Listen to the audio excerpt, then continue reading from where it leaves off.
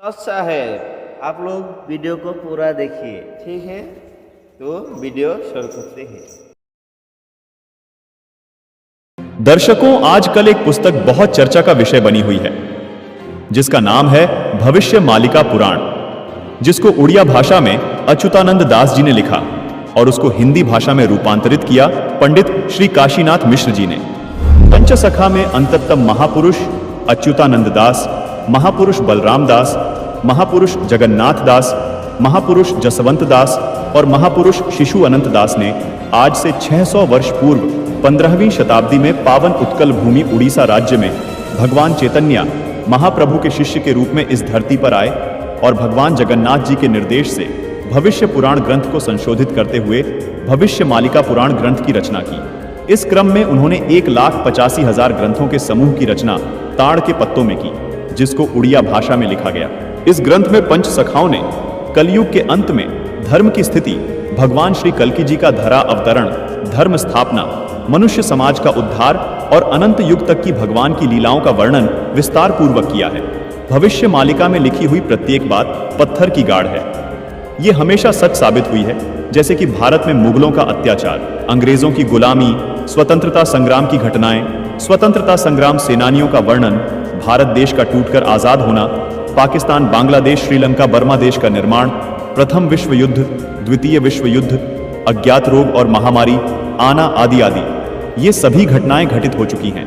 भविष्य मालिका पुराण के प्रस्तावना पृष्ठ पर लिखा है कि कलयुग का अंत हो चुका है। शास्त्रीय धारा एवं मनुस्मृति के आधार पर 4 युग का ही समय देखने को मिलता है।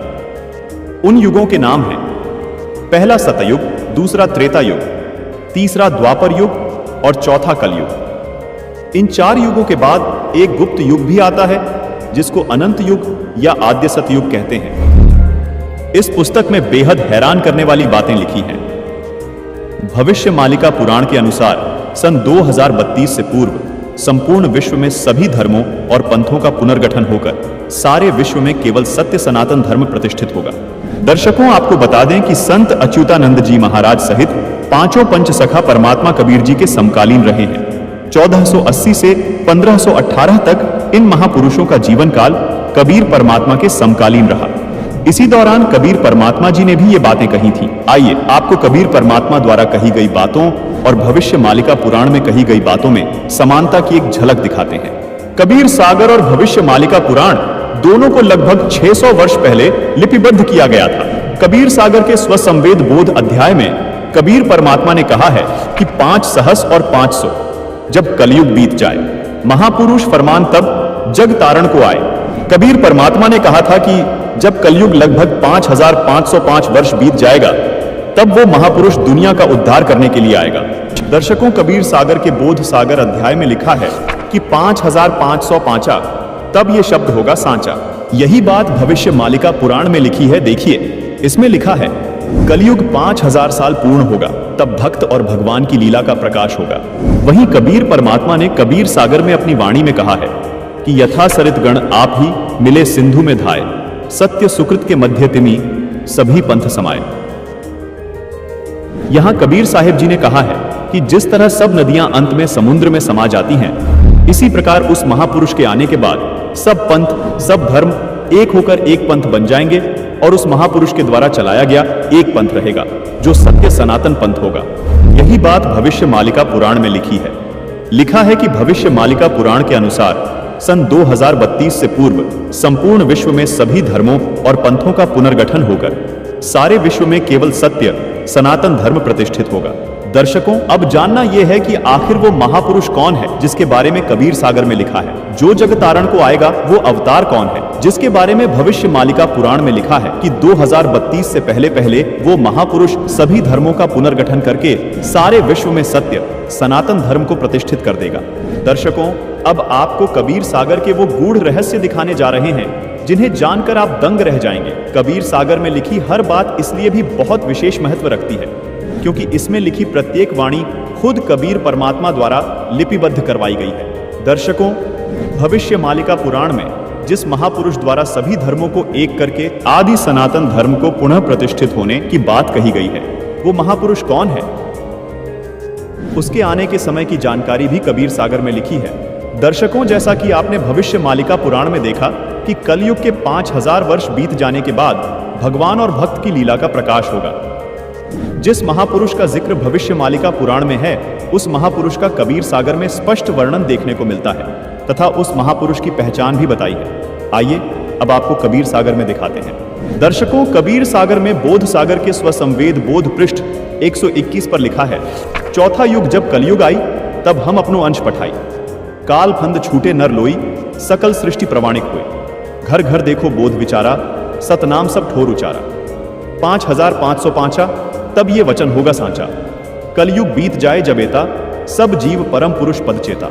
जिसका भावार्थ ये है कि जब चौथा युग यानी कलयुग आएगा, वह कलयुग 5505 वर्ष बीत जाएगा, तब परमात्मा अपने ज्ञान का प्रकाश करने के लिए इस धरा पर आएंगे। वह सब जीव उनके अद्भुत ज्ञान को सुनकर पूर्ण परमात्मा की भक्ति करेंगे, यानी सतनाम का जाप करेंगे। अब दर्शकों, सवाल यह है कि वो महापुरुष जिसका जिक्र कबीर सागर और भविष्य मालिका पुराण कर रही है, वो महापुरुष कहां आएगा और कैसे आएगा? आइए ये भी जानते हैं कि उसकी पहचान कैसे होगी। देखिए, कबीर सागर में कबीर वाणी के बोध सागर के पृष्ठ 137 पर लिखा है कि 12वें पंथ प्रकट हुए वाणी, शब्द हमारे की निर्णय थानी। अस्थिर घर का मर्म न पावे, ये 12 पंथ हम ही को ध्यावे। 12वें पंथ हम ही चलावे, सब पंथ मेटकर एक ही पंथ चलावे। भावार्थ है कि 12वें पंथ में कबीर परमात्मा की वाणी प्रकट होगी, यानी 12वें पंथ से ही कबीर साहिब जी का यथार्थ ज्ञान प्रकट होना शुरू होगा।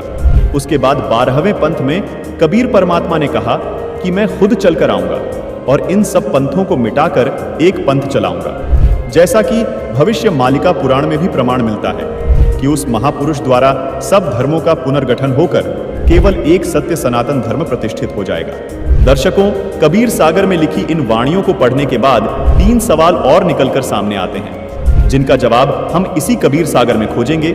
सवाल नंबर 1, ये जो वाणियां बोली गई हैं, ये कब सत्य सिद्ध होंगी? सवाल नंबर 2, वो 12वां पंथ कौन सा है जिसमें चलकर खुद कबीर साहिब जी महापुरुष के रूप में आएंगे? सवाल नंबर 3, वो महापुरुष कौन है? पहला सवाल था, ये वाणियां कब सत्य सिद्ध होंगी? इसका जवाब कबीर सागर में कबीर वाणी के बोध सागर के पृष्ठ 137 पर लिखा है। देखिए, 5505 तब ये शब्द होगा सांचा। मतलब कलयुग के 5505 वर्ष बीत जाने के बाद ये वचन सत्य सिद्ध होंगे। आइए अब देखते हैं कलयुग के 5505 वर्ष कब पूरे होते हैं। कलयुग 4,32,000 वर्ष का होता है।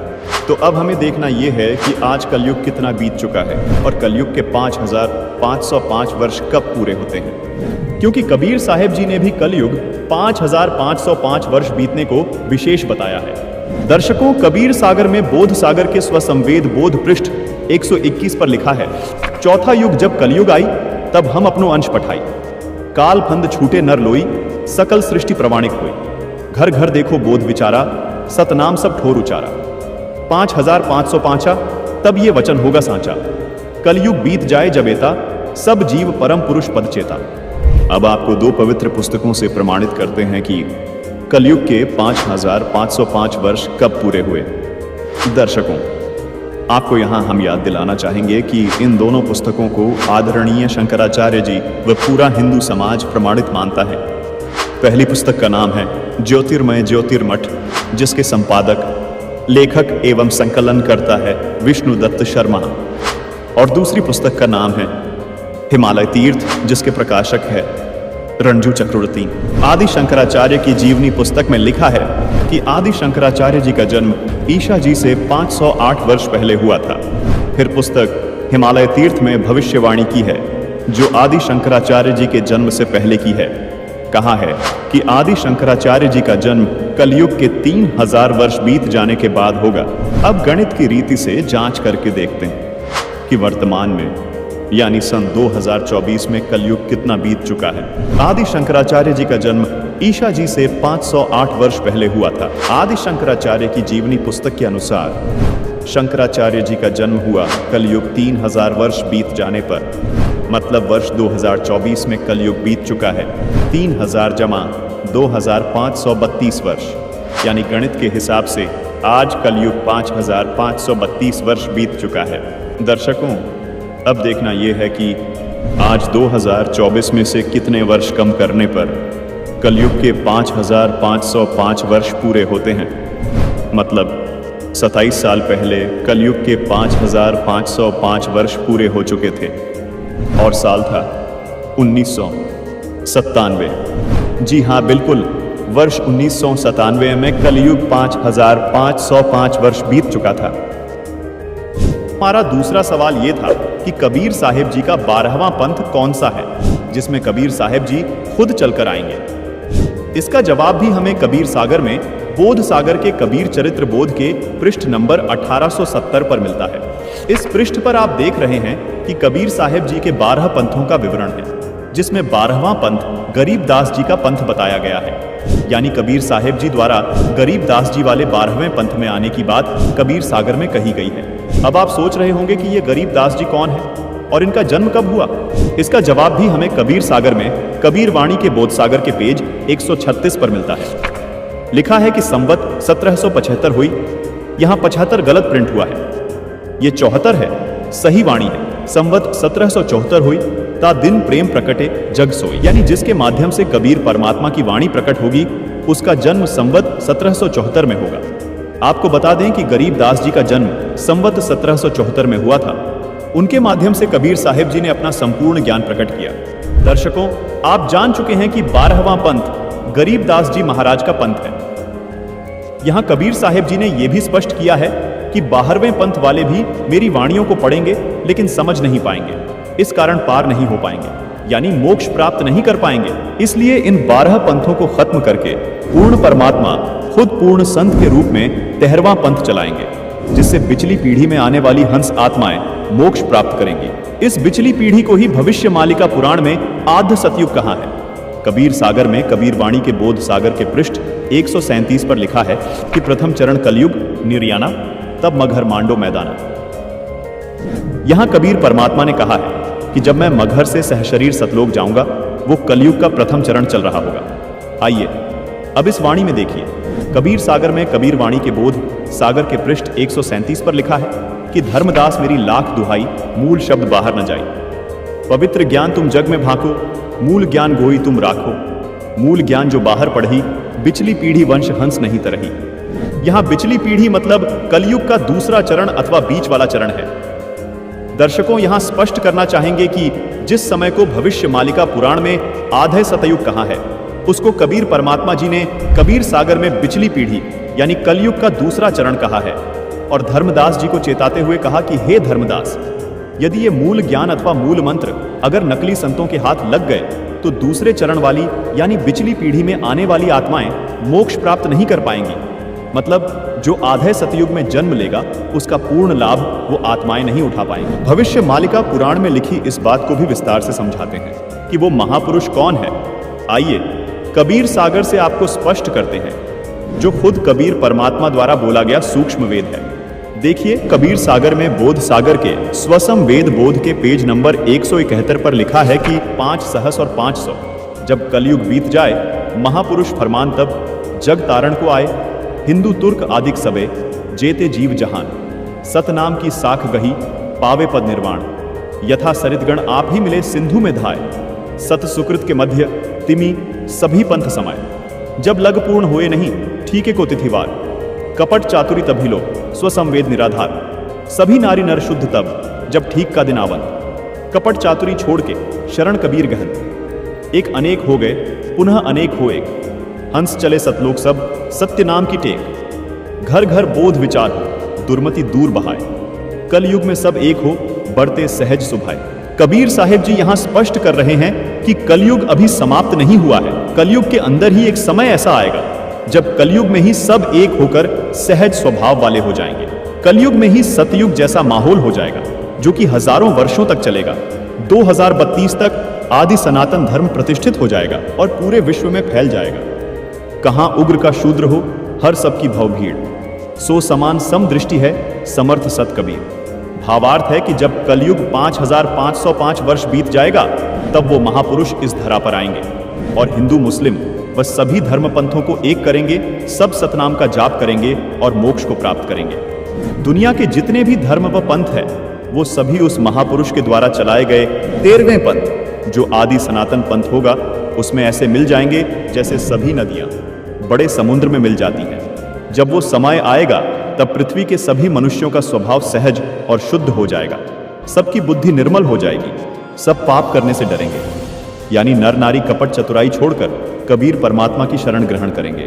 दर्शकों, यहां पर हम आपको यह भी बताना चाहेंगे कि कलयुग अभी खत्म नहीं हुआ है। कलयुग अपने समय अनुसार ही समाप्त होगा, जो है 4,32,000 वर्ष। दर्शकों, अब आपको कलयुग के अंतिम चरण यानी जब कलयुग समाप्त होगा उस विषय में बताते हैं। कलयुग के तीसरे चरण यानी कलयुग के अंत में कल की अवतार जन्म लेगा जो राजा हरिश्चंद्र वाली आत्मा ही होगा। उस समय कलयुग की हालत बहुत खराब हो जाएगी, मनुष्य मनुष्य को खाने लगेगा और जिस भी मनुष्य में भक्ति का बीज नहीं होगा उसको कल की अवतार यानी राजा हरिश्चंद्र वाली आत्मा अपनी तलवार से काटकर समाप्त कर देगा और सतयुग की स्थापना करेगा।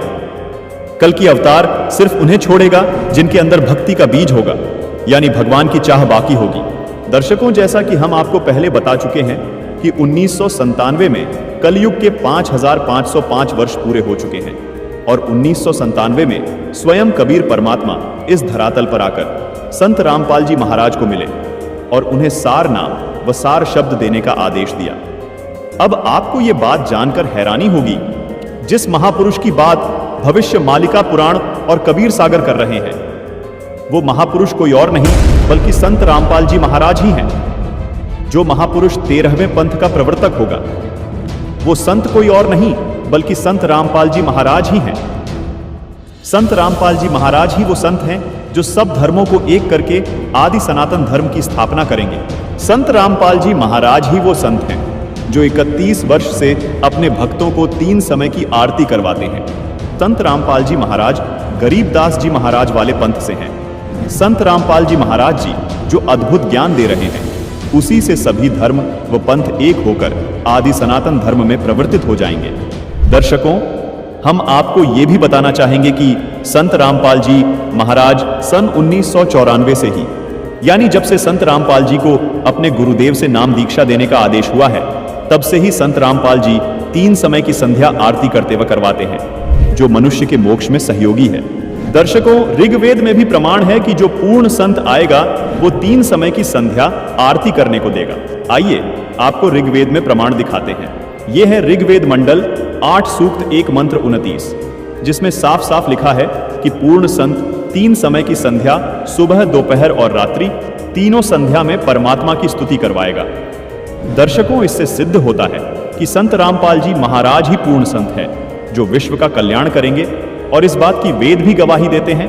संत रामपाल जी महाराज का नारा है कि जीव हमारी जाति है, मानव धर्म हमारा, हिंदू मुस्लिम सिख ईसाई धर्म नहीं कोई न्यारा।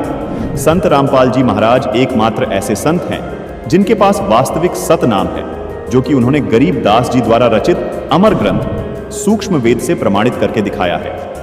दर्शकों, अब आपको ये बताते हैं कि क्यों सभी धर्म व सभी पंथ संत रामपाल जी महाराज द्वारा चलाए गए आदि सनातन पंथ में मिल जाएंगे। गीता अध्याय 17 श्लोक 23 में बताया गया है कि पूर्ण परमात्मा को पाने का ओम तत्सत मंत्र है जो सांकेतिक है। सामवेद संख्या नंबर 822 में भी यही कहा गया है कि उस परमात्मा को पाने का भी त्रितस्य नाम है, यानी 3 नाम का मंत्र है जो सांकेतिक है। दर्शकों, अब आपको पवित्र कुरान शरीफ का एक ऐसा भेद बताते हैं जिसे जानकर आप हैरान रह जाएंगे। पवित्र कुरान शरीफ में 2 आयत ऐसी हैं जिनके बारे में सभी अनुवादक स्वयं कहते हैं कि इन 2 आयतों का अर्थ स्वयं खुदा ही जानता है। वो 2 आयत कौन सी हैं? आइए दिखाते हैं। दर्शकों, ये है पवित्र कुरान शरीफ की सूरह अश सूरह 42 की आयत नंबर 1 और 2, जिसमें आप देख रहे हैं कि जिसमें एन सीन काफ अक्षरों का अर्थ नहीं किया गया है। आइए इसे विस्तार से समझाते हैं। एन अरबी भाषा की वर्णमाला का अक्षर है जो देवनागरी यानी हिंदी वर्णमाला का अक्षर है। सीन अरबी भाषा की वर्णमाला का अक्षर है जो देवनागरी हिंदी भाषा का स अक्षर है। इसी तरह काफ भी अरबी वर्णमाला का अक्षर है जो देवनागरी हिंदी वर्णमाला का क अक्षर है। दर्शकों, यहाँ रहस्य की बात यह है कि जो गीता अध्याय 17 श्लोक 23 में परम अक्षर ब्रह्म यानी पूर्ण परमात्मा को पाने के जो ओम, तत्, सत मंत्र बताए हैं उनके वास्तविक मंत्र के प्रथम अक्षर का संकेत है। जैसे ओम का पहला अक्षर अ है। कुरान शरीफ में इसी ओम को ऐन कहा है, यानी यह ऐन अक्षर ओम का कोड वर्ड है। इसी प्रकार जो तत् नाम है उसका वास्तविक मंत्र सोहम है, जिसको कुरान शरीफ में सीन कहा गया है, यानी स अक्षर सोहम शब्द का प्रथम अक्षर है, जो कुरान शरीफ में लिखे सीन अक्षर का कोड वर्ड है। इसी प्रकार कुरान शरीफ में बताया गया काफ मंत्र गीता में बताए गए तीसरे सत मंत्र के वास्तविक मंत्र का पहला अक्षर है, जो कोड वर्ड है। इसका खुलासा यहां नहीं किया जा सकता, ये केवल संत रामपाल जी महाराज ही बताएंगे। दर्शकों, यदि आपको मोक्ष कराना है तो धर्म व पंथ की सीमाओं से ऊपर उठकर एक होना पड़ेगा। इस 3 नाम के मंत्र का जाप करना होगा। सूरत फुरकान 25 आयत 59 में कहा है कि जिस परमात्मा ने 6 दिन में सृष्टि की रचना की और 7वें दिन तख्त पर जा विराजा, वह स्वयं कबीर परमात्मा है। उसकी खबर किसी बाखबर यानी कि तत्वदर्शी संत से पूछो। दर्शकों, मजे की बात यह है कि गीता जी में भी अध्याय 4 श्लोक 34 में तत्वदर्शी संत के पास जाने को कहा है। दर्शकों, ये 3 सांकेतिक नाम जो गीता, वेद व कुरान शरीफ में बताए गए हैं, ये मंत्र संत रामपाल जी महाराज सन 1997 से अपने शिष्यों को दीक्षा में दे रहे हैं। एक और आश्चर्य की बात यह है दर्शकों, पवित्र कुरान शरीफ की सब आयतों का अर्थ अनुवादकों ने किया, परंतु सूरा 42 की आयत नंबर 1 और 2 का अर्थ किसी भी अनुवादक ने नहीं किया है। इससे भी स्पष्ट हो जाता है कि पूरा मुस्लिम समाज इस मूल मंत्र के रहस्य को नहीं जानता, जो पूर्ण कल्याणकारक है, जिसको खुदा कबीर ने संत गरीबदास को बताया तथा फिर संत रामपाल जी तक पहुंचाया है। दर्शकों, सबसे बड़ी हैरानी की बात यह है कि आज तक सूरा 42 की इन आयतों का अनुवाद किसी भी अनुवादकर्ता ने नहीं किया है। लेकिन संत रामपाल जी महाराज जी द्वारा लिखी पुस्तक मुसलमान नहीं समझे ज्ञान कुरान में इन आयतों व मंत्रों एन सीन का को पेज नंबर 12 पर पूरे विस्तार से समझाया है। हमारी सभी मुसलमान भाइयों से अपील है कि कृपया संत रामपाल जी महाराज द्वारा लिखी ये पुस्तक मुसलमान नहीं समझे ज्ञान कुरान अवश्य पढ़ें व अपना जीवन धन्य बनाएं। गीता, वेद व कुरान में बताए गए ये सांकेतिक मंत्र केवल संत रामपाल जी महाराज के पास है। इसलिए सभी धर्म व सभी पंथ केवल संत रामपाल जी महाराज से ही नाम दीक्षा लेकर मोक्ष प्राप्त कर सकते हैं। संत रामपाल जी महाराज ये सांकेतिक मंत्र 1997 से अपने शिष्यों को दे रहे हैं, जिससे उनको अद्वितीय लाभ हो रहे हैं। संत रामपाल जी महाराज सूक्ष्म वेद से प्रमाणित करके बताते हैं कि जैसे हिंदू साहिबान अलग अलग समय पर अलग अलग देवताओं की स्तुति करते हैं, उसी प्रकार मुस्लिम भाई भी 5 समय की नमाज करते हैं, जो कि अल्लाह की स्तुति है। ये आरती और नमाज करना ग्लूकोज की तरह समझो, जो आपके मन और आत्मा को साफ रखता है, लेकिन जिससे भगवान अथवा अल्लाह की प्राप्ति होगी, जन्म मरण से छुटकारा मिलेगा, वो औषधि अथवा नाम मंत्र अलग है। नमाज और आरती करने से मोक्ष नहीं मिल सकता। मोक्ष प्राप्ति के सांकेतिक मंत्र गीता जी और कुरान शरीफ दोनों में लिखे हैं। गीता जी में जिनको ओम तत्सत लिखा है, उन्हीं को कुरान शरीफ में एन सीन काफ लिखा है। इन सांकेतिक अक्षरों के वास्तविक मंत्र संत रामपाल जी महाराज उपदेश देते समय अपने शिष्यों को देते हैं। इसके अलावा जो भी मंत्र जाप चाहे हिंदू धर्म में किए जाए या मुस्लिम धर्म में, वो व्यर्थ है। जैसे हिंदू धर्म के तथा कथित धर्म गुरु राधे राधे, ओम नमः शिवाय, हरे राम, हरे कृष्ण, ओम भगवते वासुदेवाय नमः मंत्र देते हैं। ओम नमो भगवते वासुदेवाय आप जपें, इसलिए शास्त्र विरुद्ध है। इसी प्रकार मुसलमान भाई कलमा पढ़ते हैं, उससे भी कोई लाभ नहीं होगा, क्योंकि वो कुरान में लिखे एन सीन काफ मंत्रों से मेल नहीं खाते। कुरान के अनुसार हक पूजा के यही 3 मंत्र हैं जो सांकेतिक है, जिनको केवल बाखबर ही बता सकता है। दर्शकों से हमारा निवेदन है कि यदि आपको मोक्ष चाहिए तो जो भक्ति संत रामपाल जी महाराज बता रहे हैं वो ही भक्ति करनी होगी, क्योंकि संत रामपाल जी महाराज के अतिरिक्त कोई भी तत्वदर्शी संत अथवा बाखबर इस पृथ्वी पर नहीं है। दर्शकों, अब आपको सुप्रसिद्ध संत तुलसीदास उर्फ जय गुरुदेव मथुरा वाले बाबा की एक पुस्तक दिखाते हैं। पुस्तक का नाम है जय गुरुदेव की अमर वाणी भाग 2, जिसके पेज नंबर 59 पर एक भविष्यवाणी मिलती है। बाबा जय गुरुदेव ने 28 अगस्त 1971 को एक भविष्यवाणी की थी, जिसमें बाबा जय गुरुदेव जी ने बताया कि महापुरुष का जन्म भारतवर्ष के छोटे से गांव में हो चुका है, और वह व्यक्ति मानव इतिहास का सबसे महत्वपूर्ण व्यक्ति बनेगा। उसे जनता का इतना बड़ा समर्थन प्राप्त होगा कि आज तक किसी को नहीं मिला है। वह महापुरुष नए सिरे से विधान को बनाएगा और वह विश्व के संपूर्ण देशों पर लागू होगा। उसका एक झंडा होगा, उसकी एक भाषा होगी। दर्शकों, बाबा जय गुरुदेव ने 7 सितंबर 1971 को एक और भविष्यवाणी की है। देखिए, इसी पुस्तक जय गुरुदेव की अमर वाणी भाग 2 के पेज नंबर 50 पर लिखा है कि वह अवतार जिसकी लोग प्रतीक्षा कर रहे हैं वो 20 वर्ष का हो चुका है। यदि उसका पता बता दूं तो लोग उसके पीछे पड़ जाएंगे। अभी ऊपर से आदेश बताने के लिए नहीं हो रहा है। मैं समय का इंतजार कर रहा हूं और सभी महात्माओं ने समय का इंतजार किया है। समय आते ही सबको सब कुछ मालूम हो जाएगा। दर्शकों, 7 सितंबर 1971 को 20 वर्ष का होने वाला वो महापुरुष कोई और नहीं बल्कि संत रामपाल जी महाराज ही हैं, जिनके समर्थकों की गिनती दिन रात बहुत तेजी से बढ़ती जा रही है, जिनके ज्ञान का परचम पूरे विश्व में लहराने लगा है, जो जल्द ही पूरे विश्व में स्थापित हो जाएगा। दर्शकों, अभी आपको हंगरी नाम के एक महान भविष्य वक्ता की महान भविष्यवाणी से रूबरू करवाते हैं। देखिए, हैरान कर देने वाली ये भविष्यवाणी। ये देखिएगा, ये एक पुस्तक है, एक पुरानी फटी पुरानी सी है किताब। ये देखो, युग निर्माण की सुनिश्चित संभावना, ये इसका नाम है, टाइटल है। लेखक है इसका बलराम सिंह परिहार, प्रकाशक है युग निर्माण योजना, गायत्री तपोभूमि, मथुरा से। बस इतना ही उल्लेख है इसका, ज़्यादा आगे नहीं लिखा, ये फटा हुआ ज़्यादा है। ये देखिएगा पृष्ठ नंबर 19 पे, ये पृष्ठ नंबर 19 है। इसके पृष्ठ नंबर 19 पे यानी 19 पे क्या लिखा है कि स्वाधीनता यानी आज़ादी के 4 वर्ष बाद एक शक्तिशाली धार्मिक संस्था प्रकाश में आएगी और सारे संसार का उद्धार करेगी। उद्धारक इस संस्था का स्वामी संचालक होगा। अब यहाँ ये क्या है कि किसी एक भविष्यवाणी है, हंगरी नाम का कोई भविष्य वक्ता था, उसकी ली है इसने, अपनी पुस्तक तैयार की है, लोगों की सुना के पढ़ा के, तो इसने अपने हिसाब से इन्होंने उस पर सेट कर रखी है। इसका अर्थ ये था कि 1947 में भारत स्वतंत्र हुआ, उसके 4 वर्ष बाद दास का जन्म हुआ 1951 में।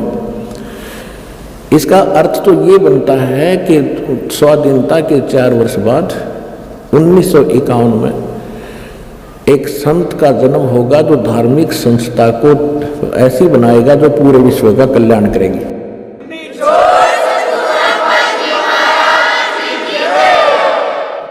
यहाँ थोड़ी सी गड़बड़ कर जाते हैं, अब और दिखाते हैं। ये देखिएगा, ये 23 पृष्ठ पे है, ये 23 पृष्ठ है।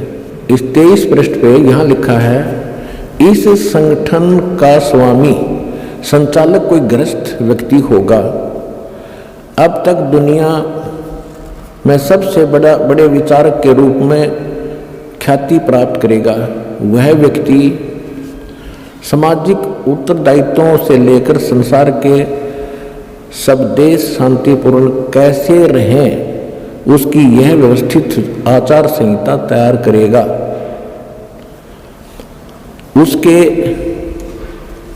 जीवन भर के संग्रहित विचारों को यदि एक पुस्तक में लिखा जाए तो बहुत बड़ी पुस्तक बन जाएगी। इसका अर्थ ये है। यहाँ एक 29 पृष्ठ पे देखिएगा, 29 पृष्ठ पे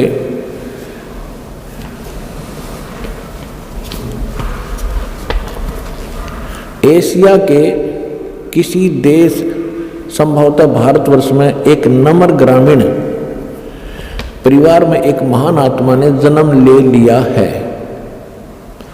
जो एक महान आध्यात्मिक क्रांति का सूत्रपात, संचालन और नियंत्रण करेगा। इसके पीछे क्रियाशील आत्माओं की शक्ति होगी जो संसार की वर्तमान विकृत परिस्थितियों को बदल डालेंगी।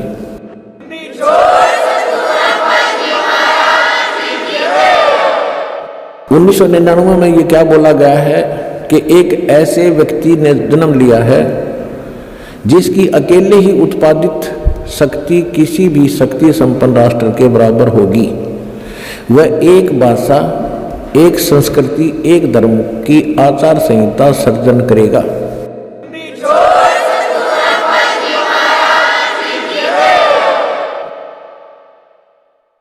यह देखिएगा 43 पृष्ठ पे,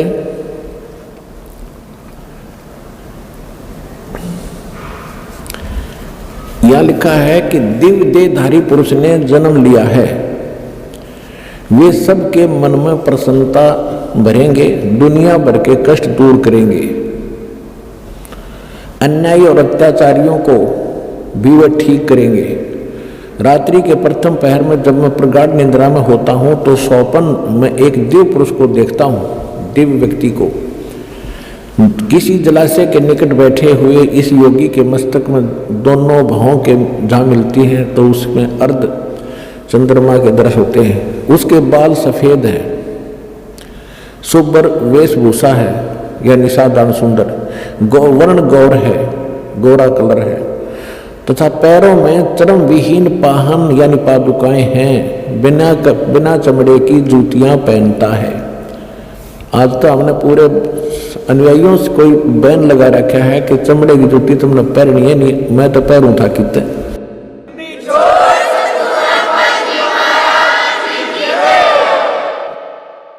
अब देखिएगा इसके पृष्ठ नंबर 72 पे, इसके 72 पृष्ठ पर देखिएगा,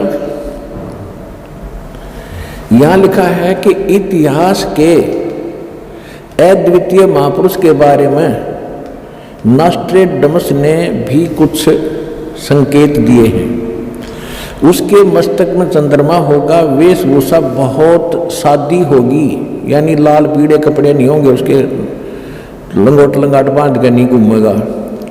2 विवाह होंगे, 2 पुत्र होंगे, 2 पुत्रियां होंगी। अब यहाँ इसके ऊपर थोड़ा सा आपको संस्कार का भी बताऊंगा। इन संपूर्ण भविष्यवाणियों का लिंक नीचे डिस्क्रिप्शन बॉक्स में दिया गया है।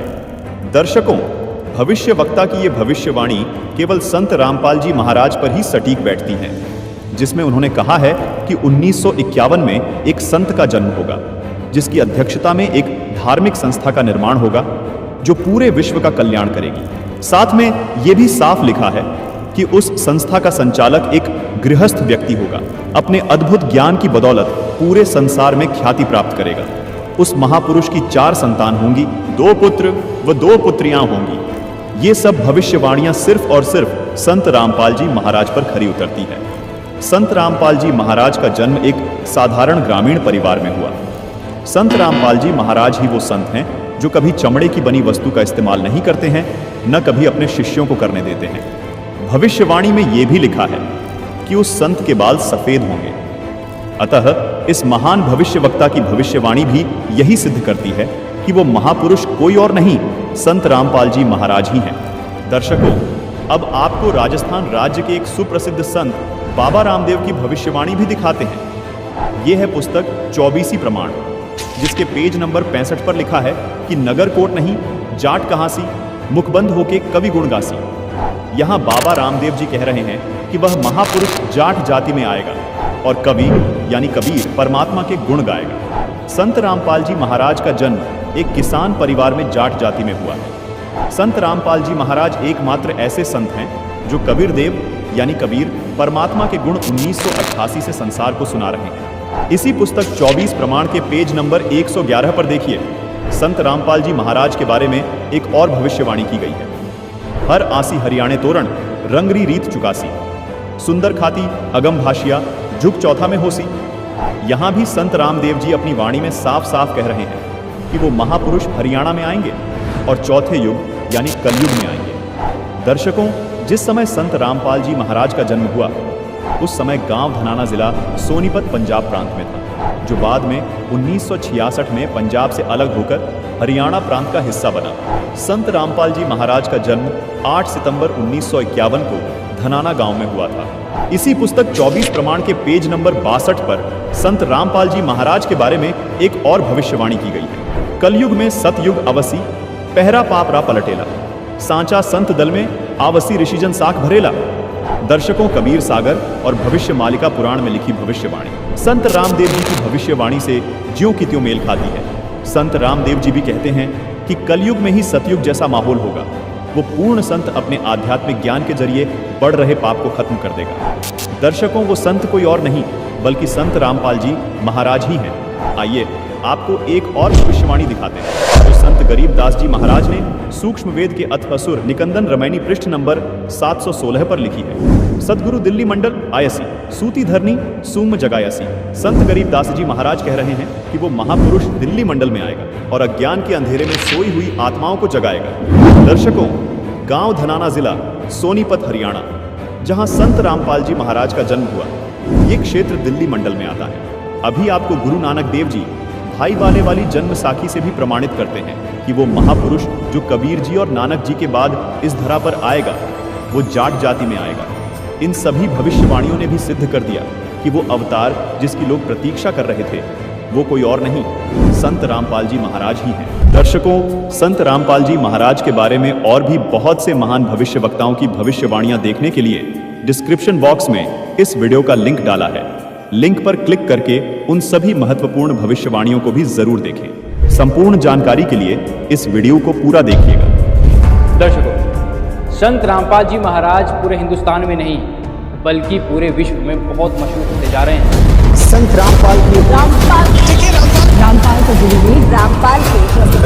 को कर रहा हूँ। उनके अनुयायी आपको कहीं ना कहीं उनका प्रचार प्रसार करते हुए जरूर दिखाई दे जाएंगे।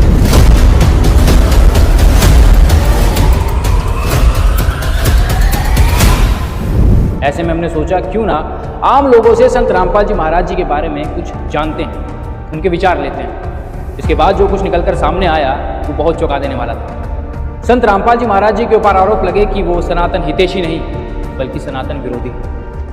आज के इस एपिसोड में हम यही जानेंगे कि वास्तव में सच्चाई क्या है। बने रहिए हमारे साथ। सनातनी पूजा के पतन की कहानी संत रामपाल जी महाराज की जुबानी भाग 1। सनातन एक विचार है, वो सनातन है, वो हिंदुत्व है। तेरा ज्ञान गलत, तेरा नाम गलत, तेरी साधना गलत। हरे राम राम राम हरे हरे, हरे कृष्ण कृष्ण कृष्ण। वेद मंत्र है ये, इससे बड़ा तो कोई वेद उपनिषद नहीं है। इसी नाम से तारक मंत्र से भगवान शिव काशी में मोक्ष प्रदान करते हैं। 108 बार इस मंत्र को जपें। राम जपो या कृष्ण जपो या हरि जपो या राधा जपो, और जैसी शरीर की परिस्थिति हो सहो। फिर ये मंत्र जाप करते हरे राम राम राम कृष्ण कृष्ण हरे हरे। फिर ये किस लिए? इनको किसी के कल्याण से कोई लेना नहीं। भाई उन्होंने सीधा सीधा विरोध कर दिया हमारे सनातन धर्म का, हिंदू धर्म का। ये हमारे हिंदू धर्म के खिलाफ षड्यंत्र रच रहा है। तो भाई ये तो वही बात कर सकता है जिसने भाई संत रामपाल का ज्ञान समझा ना हो।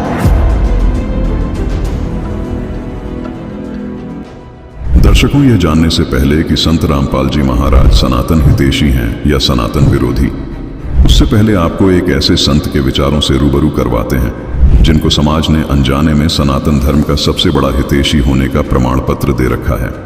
ये हैं गीता मनीषी ज्ञानानंद जी महाराज, जिनके आश्रम वृंदावन कुरुक्षेत्र जैसे धार्मिक स्थलों पर बने हैं ताकि गीता जी के मानने वाले हर श्रद्धालुओं को गीता जी के गूढ़ रहस्य को जानने का मौका ज्ञानानंद जी महाराज से मिल सके।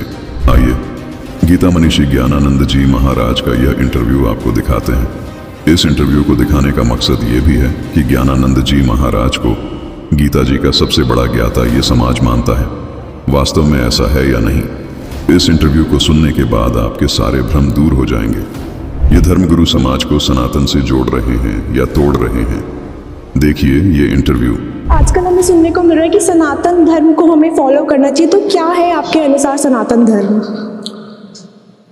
सनातन एक तो वो है जो सृष्टि के प्रारंभ से चल रहा है। विश्व भर की जितनी विचारधाराएं हैं, जितने सेक्ट्स हैं, जितने मत मतांतर हैं, जितनी भी संप्रदाय हैं, मजहब हैं, वो आप देखेंगे उनका कोई टाइम पीरियड है। कब प्रारंभ हुए कोई टाइम निश्चित होगा, किसके द्वारा शुरू हुए कोई नाम निश्चित होगा। लेकिन विश्व में केवल एक सनातन है जिसके लिए ये नहीं कहा जा सकता कब और किससे। जब से सृष्टि बनी जो तब से प्रारंभ हुआ है वो सनातन है। तो सनातन धर्म और हिंदू धर्म में क्या फ़र्क है? मतलब मैं ये अपने लिए भी जानना चाहूँगी और दर्शकों के लिए भी।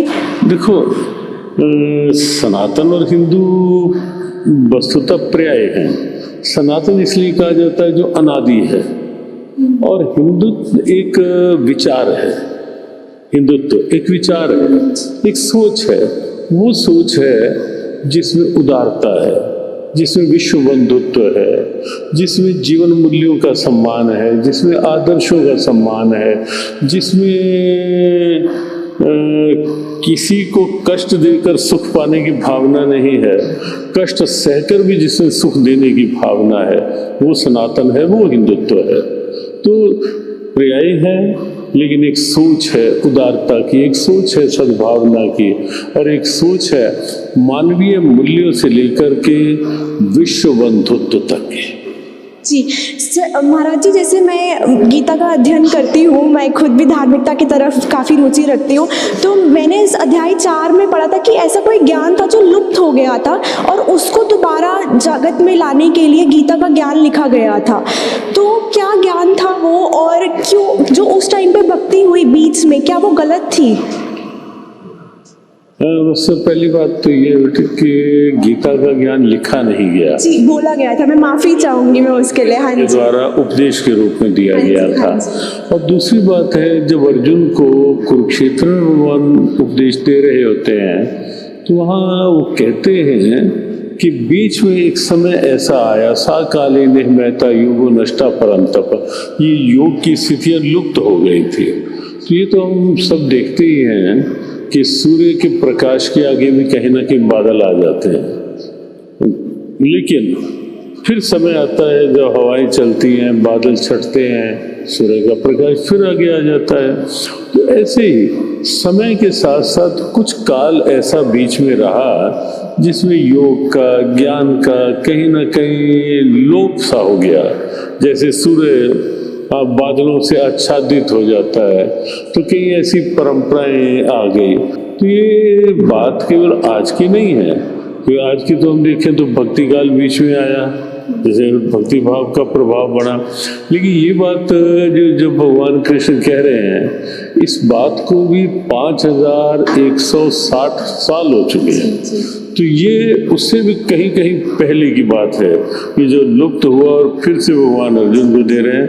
इसमें एक बात और भी आती है कि भगवान कृष्ण ये संकेत करते हैं कि मैं कोई नया उपदेश नहीं दे रहा, मैं वही उपदेश दे रहा हूँ जो सृष्टि के अनादिकाल से चल रहा है, और वही फिर नए रूप में तुझे दे रहा है। जी, एक और मैं आपसे पूछना चाहूँगी सवाल कि ऐसा क्या ज्ञान है, ऐसे कौन से मंत्र है जो हमें जाप करने चाहिए जिससे हमारे प्रारब्ध कर्मों का नाश हो जाएगा?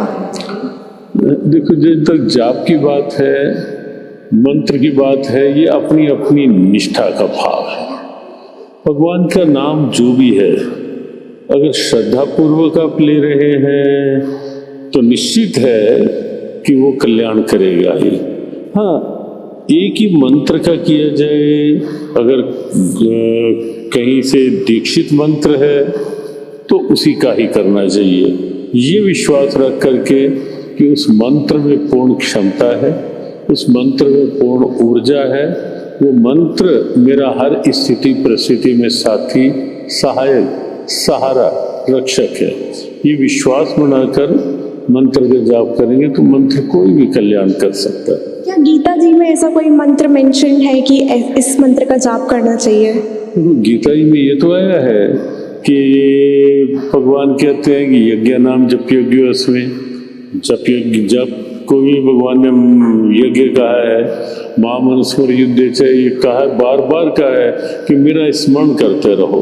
लेकिन पर्टिकुलर गीता में ऐसा नहीं है कि इसी नाम का ही स्मरण करो, क्योंकि उसके लिए भगवान ने एक बात कही गीता में कि पार्थ, इसके लिए तुम किसी ऐसे तत्वदर्शी गुरु का आश्रय लो, वो तुम्हें तुम्हारी मानसिक स्थिति देख करके तुम्हें ज्ञान का उपदेश देंगे, मंत्र का उपदेश देंगे, फिर उस पथ पर चलो।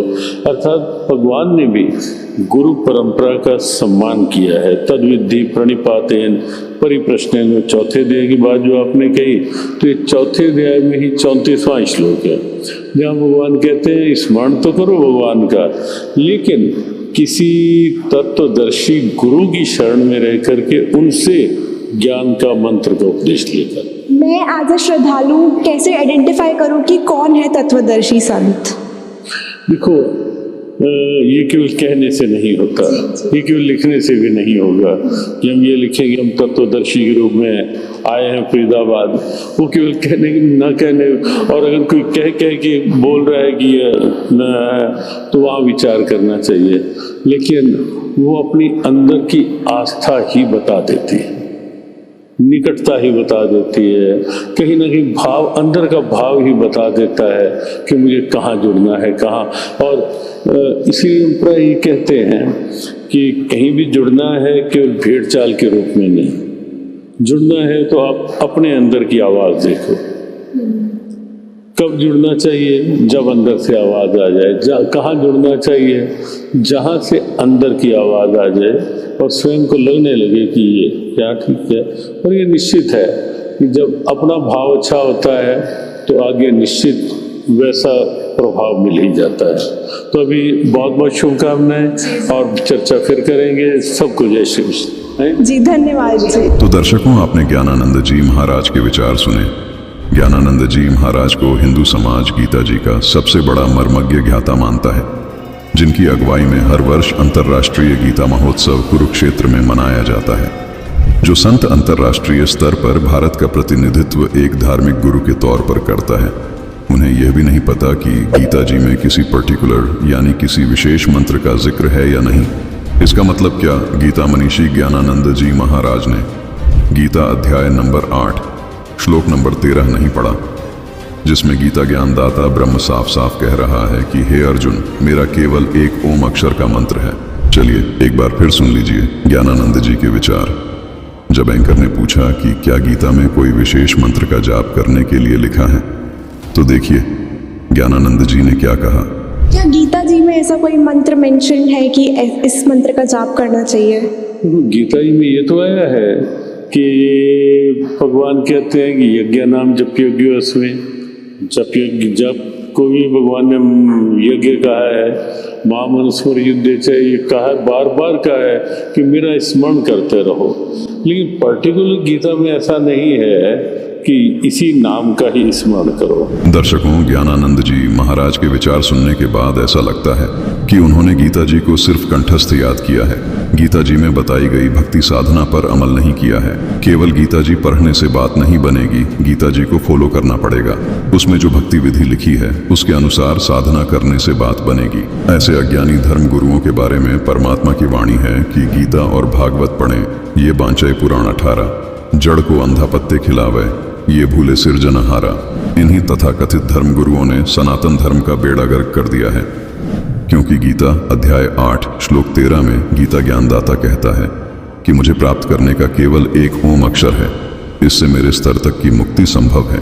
फिर पूर्ण मुक्ति प्राप्त करने के लिए अन्य प्रभु का जिक्र करते हुए गीता अध्याय 18 के श्लोक 62 में कहा है कि अर्जुन उस परमेश्वर की शरण में जा, जिसको गीता जी अध्याय 17 के श्लोक 23 में बताया है कि वह मंत्र ओम तत् सत है। लेकिन ज्ञानानंद जी कह रहे हैं कि गीता में कोई विशेष मंत्र नहीं है, जो कि उनकी अज्ञानता को दर्शाता है। इनको यह भी नहीं पता कि गीता जी के अध्याय 8 के श्लोक 13 में ब्रह्म का विशेष मंत्र ओम है, और गीता अध्याय 17 के श्लोक 23 में परम अक्षर ब्रह्म का विशेष मंत्र ओम तत् सत है, जो आदि अनादि मंत्र है। इन्हीं मंत्रों का जाप करके साधक परमात्मा को प्राप्त कर सकता है, जिसको गीता अध्याय 8 श्लोक 3 में परम अक्षर ब्रह्म कहा है, गीता अध्याय 15 श्लोक 17 में जिसको उत्तम पुरुष कहा है, जिसको गीता जी अध्याय 17 के श्लोक 23 में सच्चिदानंद घन ब्रह्म कहा है। दर्शकों, इन तथाकथित गीता के ज्ञाताओं ने सनातन धर्म का बेड़ा गर्क कर दिया है। जब गीता मनीषी ज्ञानानंद जी से सवाल किया गया कि जब यह ज्ञान सतयुग के प्रारंभ में लुप्त हो गया था, तो क्या इस दौरान ऋषि जो साधना कर रहे थे वह गलत साधना कर रहे थे? तो देखिए ज्ञानानंद जी महाराज ने क्या जवाब दिया।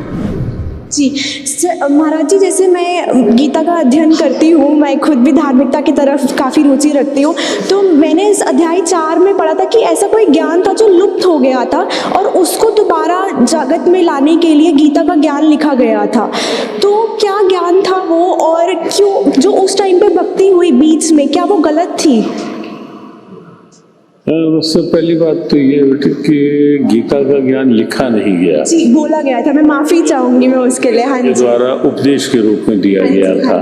और दूसरी बात है, जब अर्जुन को कुरुक्षेत्र में भगवान उपदेश दे रहे होते हैं तो वहाँ वो कहते हैं कि बीच में एक समय ऐसा आया, सा काले महता युगो नष्टा परंतप, ये योग की स्थितियाँ लुप्त हो गई थी। तो ये तो हम सब देखते ही हैं कि सूर्य के प्रकाश के आगे भी कहीं ना कहीं बादल आ जाते हैं, लेकिन फिर समय आता है जब हवाएं चलती हैं, बादल छटते हैं, सूर्य का प्रकाश फिर आगे आ जाता है। तो ऐसे ही समय के साथ साथ कुछ काल ऐसा बीच में रहा जिसमें योग का, ज्ञान का कहीं ना कहीं लोप सा हो गया। जैसे सूर्य बादलों से आच्छादित हो जाता है, तो कई ऐसी परंपराएं आ गई। अब सवाल यह है कि गीता के अनुसार जिन्होंने भक्ति नहीं की वह गलत साधना थी। इसका मतलब ज्ञानानंद जी भी गीता जी के अनुसार भक्ति नहीं कर रहे, क्योंकि जिस मंत्र का जाप ज्ञानानंद जी करते हैं वह तो गीता जी में कहीं नहीं लिखा। गीता जी में तो ब्रह्म का केवल एक ओम मंत्र है और पूर्ण परमात्मा का विशेष ओम तत् सत मंत्र बताया गया है। दर्शकों, सच तो यह है कि ज्ञानानंद जी भी सनातन धर्म के लुप्त हो जाने के बाद जो साधना ऋषि करते थे वही साधना ज्ञानानंद जी भी कर रहे हैं। तभी तो कह रहे हैं कि किसी भी मंत्र का जाप कर लो, कल्याण हो जाएगा। देखो, जब तक जाप की बात है, मंत्र की बात है, ये अपनी अपनी निष्ठा का भाव है। भगवान का नाम जो भी है, अगर श्रद्धा पूर्वक आप ले रहे हैं तो निश्चित है कि वो कल्याण करेगा ही। मतलब गीता मनीषी होते हुए गीता के उल्ट साधना ज्ञानानंद जी बता रहे हैं। इस कारण सनातन धर्म का बेड़ा गर्क हो रहा है। दर्शकों, गीता मनीषी ज्ञानानंद जी महाराज के विचार आपके सामने रखने का हमारा मकसद ये है कि वर्तमान में ज्ञानानंद जी को सनातन धर्म के ज्ञाता के रूप में गीता जी की संपूर्ण जानकारी रखने वाला संत माना जाता है। अब आप खुद विचार कीजिए, जब गीता मनीषी को ही गीता जी की सही जानकारी नहीं है, खुद गीता मनीषी गीता जी के विरुद्ध साधना कर रहे हैं, तो अन्य धर्मगुरु गीता जी का कितना ज्ञान रखते होंगे। इस बात को जनता भी अब समझने लगी है।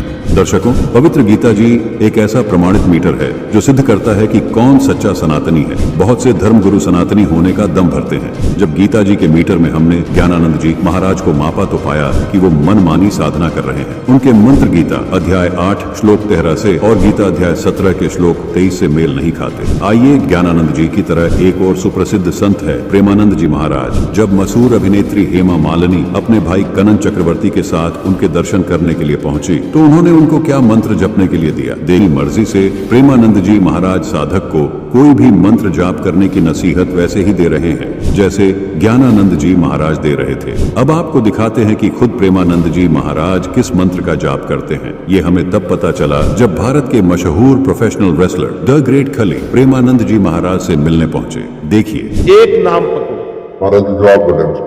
देखो हम तो आशिक हैं वृंदावन के, हमारा तो राधा राधा राधा राधा तुमने सुना ही होगा।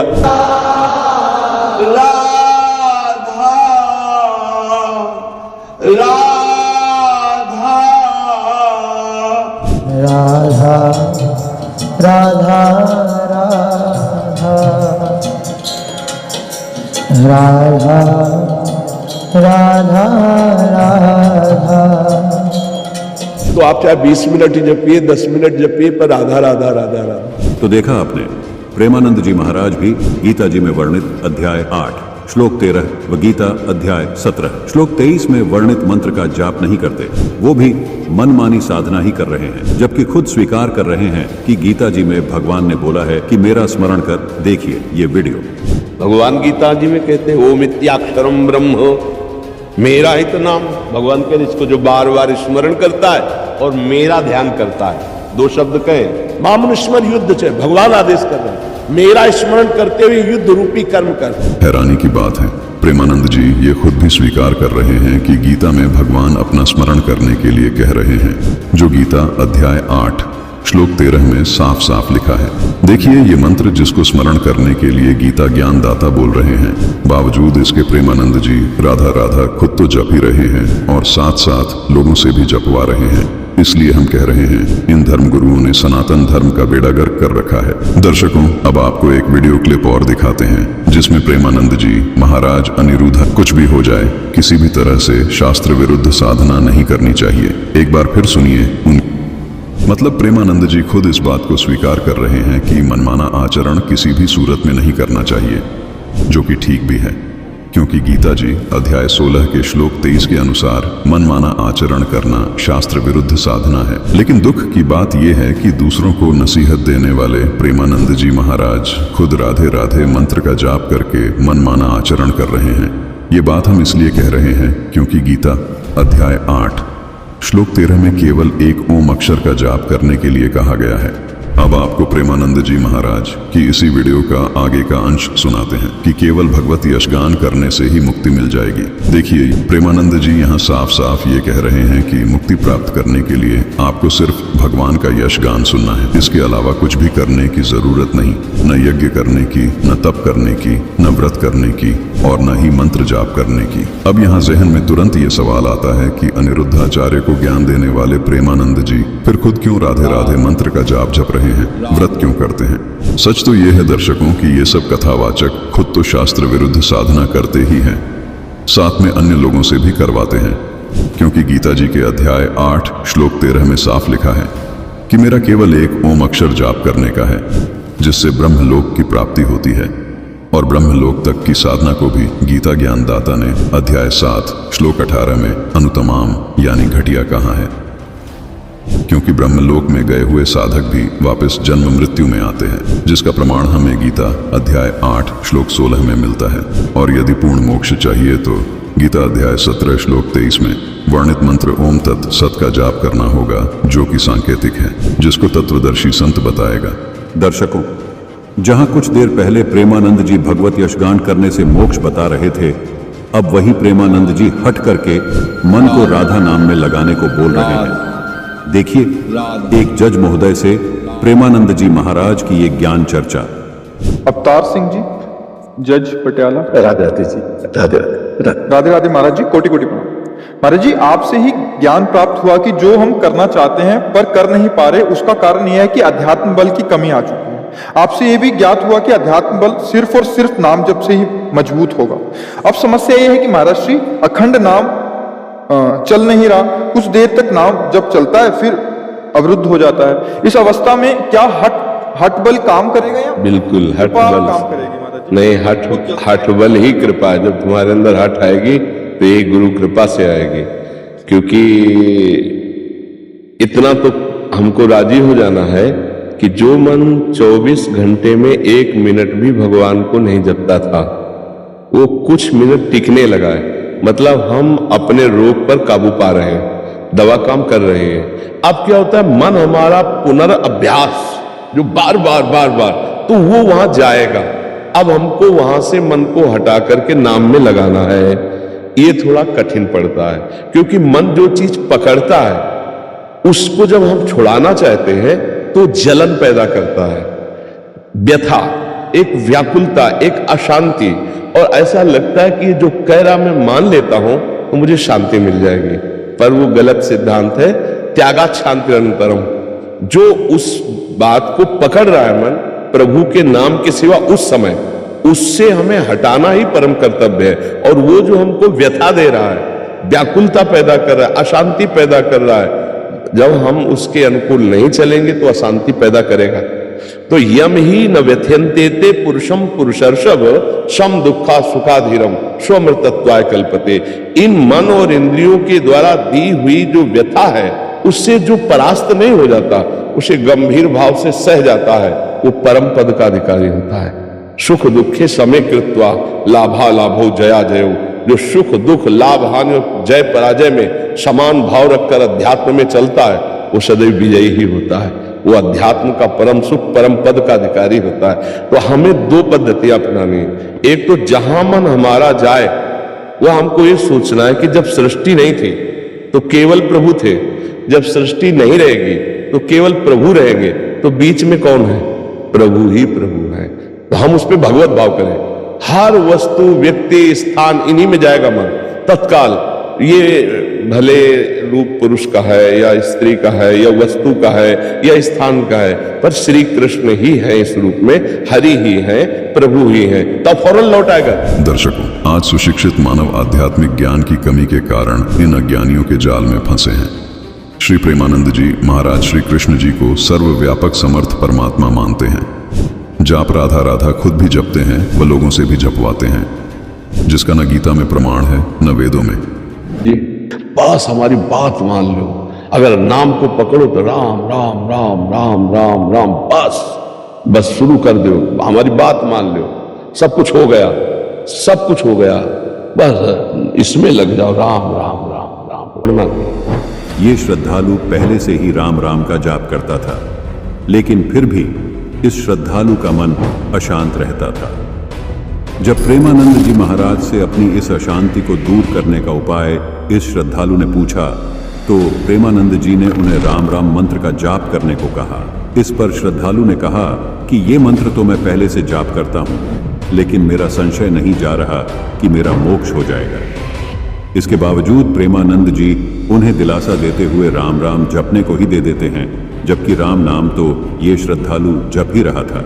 ये तो ऐसा हो गया जैसे एक व्यक्ति कुएं में गिर गया और कुएं से बाहर निकालने की गुहार लगाने लगा।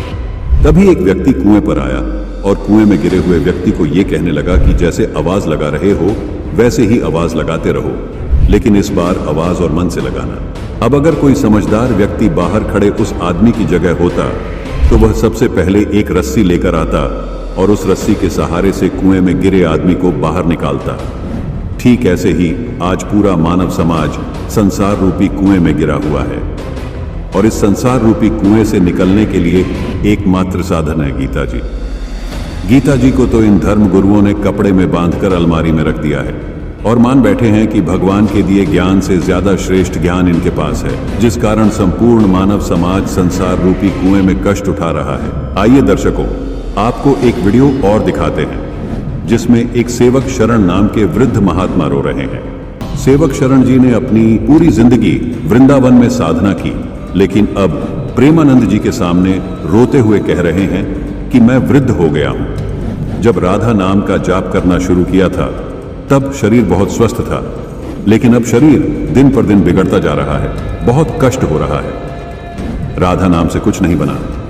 इस पर प्रेमानंद जी महाराज ने कहा कि आप राधा नाम को न लज्जाओ, वृंदावन में निवास मात्र से ही मोक्ष हो जाएगा।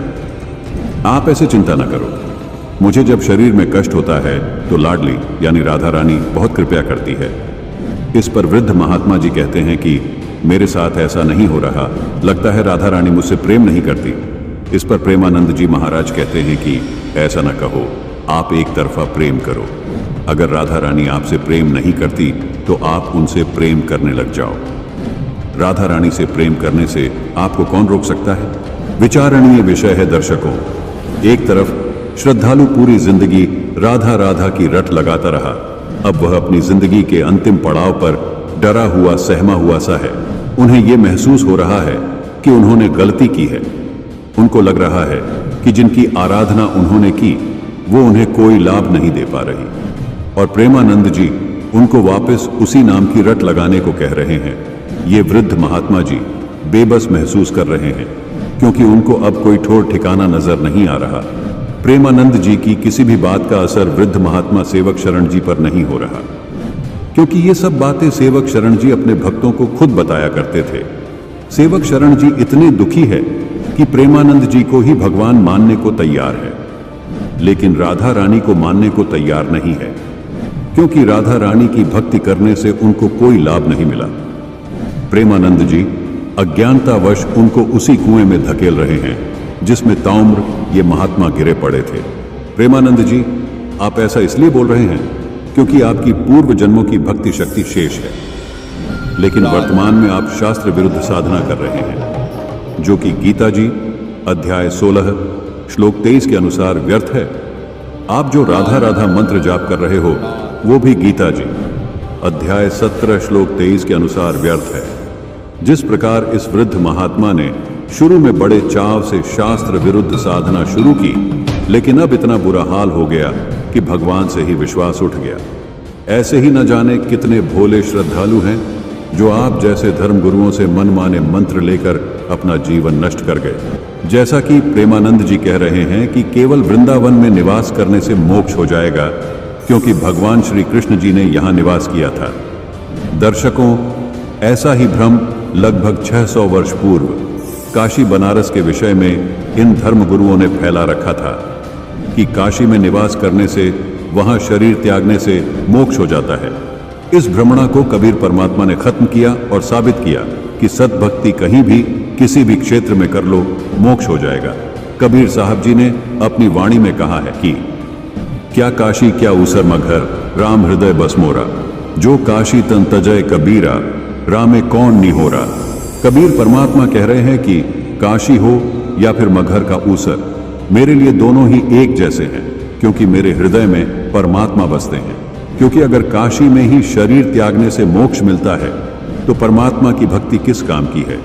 आगे प्रेमानंद जी कहते हैं कि वृंदावन में भगवान कृष्ण जी रहा करते थे। इस स्थान का इसलिए कभी विनाश नहीं हो सकता। प्रेमानंद जी, आपको याद रहे कि वृंदावन से ज्यादा निवास काल भगवान श्री कृष्ण का द्वारिका नगरी में रहा था, उसका तो नामो निशान मिट चुका है। आगे चलकर इसी चर्चा में सेवक शरण जी प्रेमानंद जी को कहते हैं कि मेरी तो दिव्य दृष्टि भी नहीं खुली है, मतलब इस साधना से मुझे को लाभ नहीं मिला। अब तो शरीर इतना कमजोर हो गया है कि शरीर छोड़ने का भय सता रहा है। इस पर प्रेमानंद जी कहते हैं कि सही बात है, कहना सरल है, जब खुद पर पड़ती है तब पता चलता है। दर्शकों, अब आप खुद विचार कीजिए कि आप अपनी पूरी जिंदगी एक ऐसे मंत्र का जाप करके गुजारेंगे जिसका प्रमाण किसी शास्त्र में नहीं है, या गीता जी के अनुसार तत्वदर्शी संत से नाम दीक्षा लेकर, जिसका जिक्र गीता जी अध्याय 4 श्लोक 34 में है, जिन मंत्रों का जिक्र अध्याय 17 श्लोक 23 में है, जिसको शास्त्र विधि अनुसार भक्ति कहा गया है। फैसला आपको करना है। फिर भी प्रेमानंद जी महाराज की तरह सभी तथाकथित धर्मगुरु मनमाना आचरण ही कर रहे हैं।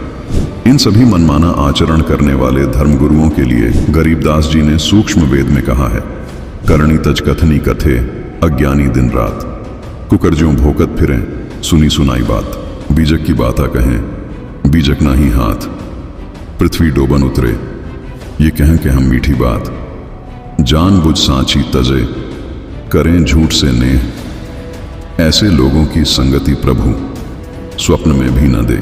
दर्शकों, कुछ और सुप्रसिद्ध कथावाचकों को भी प्रमाणित मीटर गीता जी से जांचते हैं और देखते हैं क्या उनके पास यथार्थ मंत्र है या वो भी मनमाने मंत्रों का जाप करते हुए करवाते हैं। हरे राम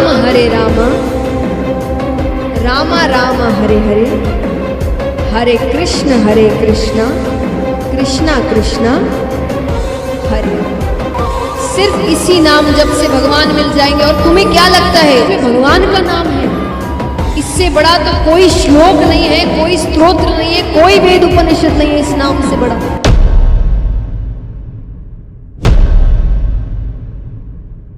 जाओ, जितने यहाँ विराजमान हैं, हम और आप शक्तियों को नहीं देख पा रहे, पर ये शक्तियां आपको देख पा रही हैं। जाओ, सबकी अलाय बलाय बालाजी के चरणों में बंध जावे। लेकिन रोज हनुमान चालीसा का पाठ कौन कौन पढ़ेगा? ओम बागेश्वराय नमः मंत्र का जाप। जाओ, आज से तुम्हारे घर पर बागेश्वर बालाजी की सेना पहुंच जाए। और कोई जो भी सुन लो, हम कोई चमत्कारी नहीं है, ना हम कोई साधु है, ना हम कोई संत है, हम एकदम उपद्री आदमी है। ये कथावाचक तो ऐसे हैं दर्शकों जो अपनी हर कथा में मंत्र बदल लेते हैं। नाम है देवकी नंदन ठाकुर जी महाराज। और इसलिए आपसे बार बार कह रहा हूं, ओम नमः शिवाय इस मंत्र का जाप खुद करो और अपने बच्चों से करवाओ।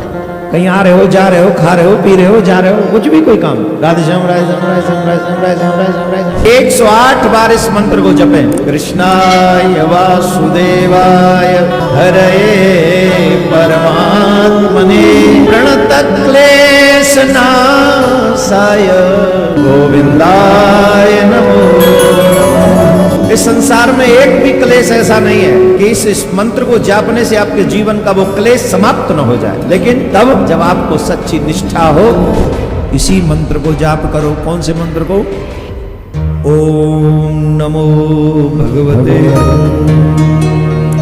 वासुदेव।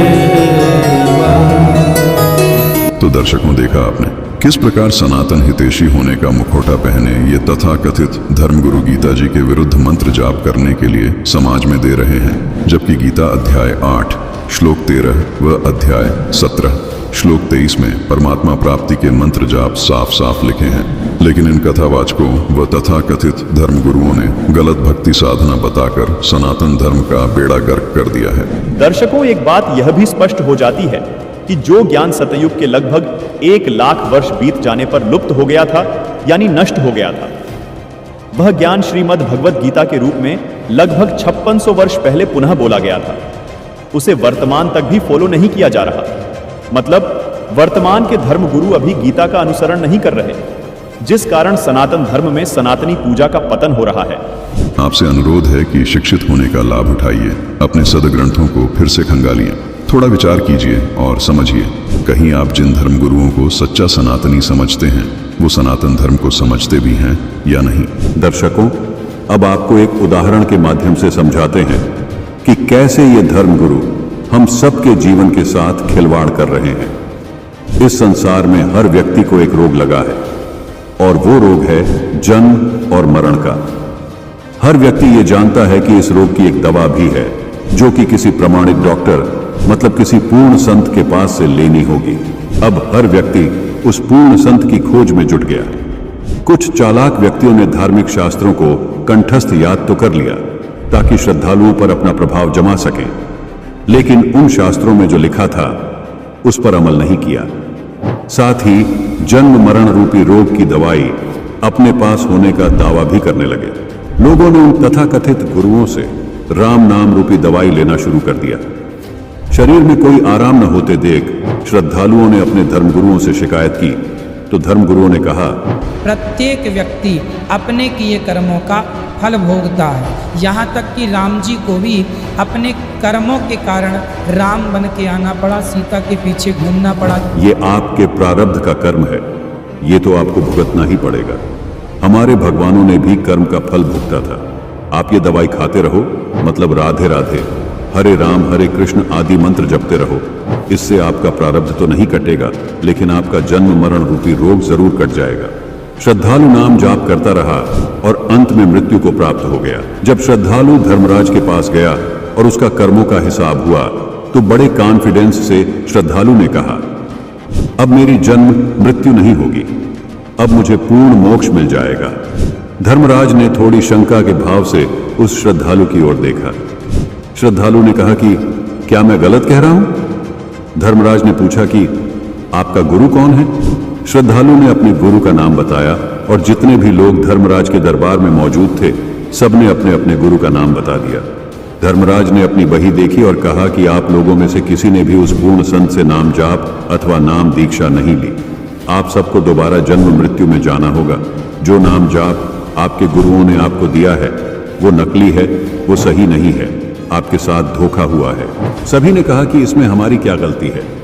हमें जो मार्गदर्शक मिले, उन्होंने जो मंत्र जाप करने के लिए दिए, वही हमने सत्य माने, उन्हीं का जाप किया। हमें कैसे पता चलता कि ये मार्गदर्शक अथवा गुरु सही है या नहीं? जो मंत्र इन गुरुओं ने हमें दिए वो सही है या नहीं? धर्मराज ने कहा कि अगर आप लोग अनपढ़ होते तो मैं एक बार को आपकी ये बात मान भी लेता, मान लेता कि आपका कसूर नहीं है, लेकिन आप सभी तो शिक्षित थे। जिन पुस्तकों को आप सबके मार्गदर्शकों अथवा गुरुओं ने आपको पढ़ाया, उन्हें आप सब खुद भी पढ़ सकते थे। पता तो करना चाहिए था कि वो सही बता रहे हैं या नहीं। क्या आपने गीता जी अध्याय 15 के श्लोक 1 से 4 नहीं पढ़े, जिसमें उस तत्वदर्शी संत की पहचान बताई है? क्या उन असली मंत्रों के बारे में नहीं पढ़ा जो गीता अध्याय 17 श्लोक 23 में लिखे थे? अगर पढ़ लिया होता तो अच्छा होता। उन मंत्रों को तत्वदर्शी संत से प्राप्त करके तुम्हारा ये जन्म मरण का रोग कट सकता था। तभी भीड़ का ध्यान एक तरफ खड़े एक आदमी की ओर जाता है। सभी उस आदमी की ओर इशारा करते हुए कहते हैं, धर्मराज जी, आपने उस आदमी को क्यों जाने दिया? इस पर धर्मराज उत्तर देते हैं, अच्छा इन्हें, अरे ये आपकी तरह अंधभक्त नहीं थे। इन्होंने अपने शास्त्रों को अच्छे से पढ़ा और तत्वदर्शी संत की खोज की, उन मंत्रों का जाप किया जो गीता अध्याय 17 श्लोक 23 में लिखे हैं। तभी भीड़ में से आवाज आती है, लेकिन ये तो व्रत भी नहीं करता था। तभी धर्मराज उत्तर देते हैं, हाँ, इन्होंने बिल्कुल ठीक किया जो व्रत नहीं किए, क्योंकि गीता अध्याय 6 श्लोक 16 में व्रत करना मना किया है। भीड़ से दोबारा आवाज आती है, लेकिन ये तो श्राद्ध और पितृ पूजा भी नहीं करता था। इस पर धर्मराज जी उत्तर देते हैं, हे भोले श्रद्धालुओं, इस विवेकशील भक्त ने ऐसा कोई कार्य नहीं किया जो गीता जी में मना किया गया हो। गीता अध्याय 9 श्लोक 25 में भूत पूजा पितृ पूजा करने को मना किया है। कहा है कि पितरों की पूजा करने वाले पितरों को ही प्राप्त होंगे और भूतों की पूजा करने वाले भूत बनेंगे। तो अब आप सब लोगों में जिसने भी श्राद्ध और पितृ पूजा की, वो सब भूत और पितृ योनि में ही जाएंगे। ये सुनकर सब सहम जाते हैं और भीड़ से आवाज आती है, लेकिन महाराज, गीता जी तो हमने भी पढ़ी है, ये सब तो हमें किसी ने भी नहीं बताया। धर्मराज कहते हैं, इसीलिए तो गीता अध्याय 4 श्लोक 34 में तत्वदर्शी संत की तलाश करने को कहा है। यह सुनकर भीड़ में से एक व्यक्ति कहता है, लेकिन आज वर्तमान में ऐसा तत्वदर्शी संत है कौन? सभी तो अपने आप को तत्वदर्शी संत बता रहे हैं। इस पर वह आदमी उत्तर देता है, जिसकी तरफ सभी लोग इशारा कर धर्मराज को यह कह रहे थे कि आपने इनको क्यों जाने दिया। भाइयों, आपको मेरी बात जरा गौर से सुननी चाहिए। आप जिस साधना को सनातनी पूजा समझकर करते रहे, वो दरअसल सनातनी पूजा नहीं थी। आज मैं आपको बताता हूं सनातनी पूजा क्या है, जो मुझे संत रामपाल जी महाराज ने बड़े ही सरल और सटीक प्रमाणों के जरिए समझाई थी। गीता अध्याय 4 श्लोक 1 और 2 में गीता ज्ञान दाता ब्रह्म अर्जुन को कह रहा है कि हे अर्जुन, जो ज्ञान मैं आज आपको बता रहा हूं, यही वेदों और गीता वाला ज्ञान मैंने सबसे पहले सूर्य को कहा था, जिसमें सनातन धर्म की यथार्थ भक्ति साधना थी। वही ज्ञान सूर्य ने अपने पुत्र मनु को दिया, मनु ने अपने पुत्र इक्ष्वाकु को दिया। उसके बाद ये ज्ञान कुछ राज ऋषियों तक पहुंचा और फिर नष्ट हो गया, मतलब लुप्त हो गया। ये सनातन धर्म वाली साधना इक्ष्वाकु वंशी राज ऋषि नाभिराज तक पहुंची, जो कि आखिरी कुलकर थे।